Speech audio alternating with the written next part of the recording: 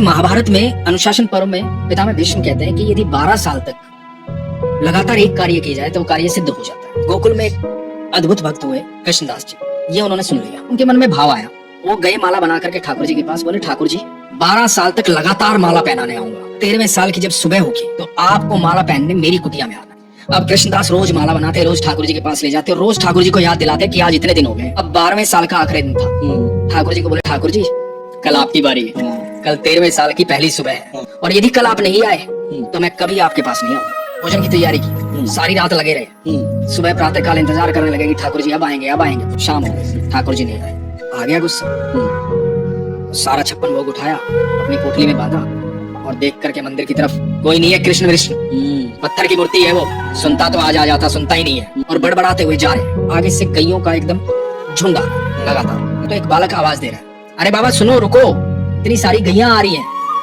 टक्कर लग जाएगी, धक्का लग जाएगा, गिर जाओगे, रुक जाओ थोड़ी देर। रुक गए कृष्णदास जी।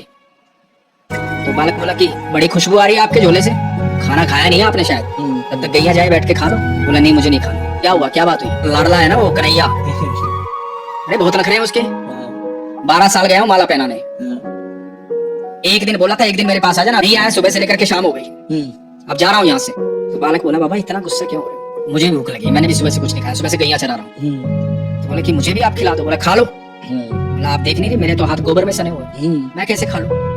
आप अपने हाथों से खिला दो। अब एक एक कोर खुद खा रहे, एक एक कोर उस बालक को खिला रहे।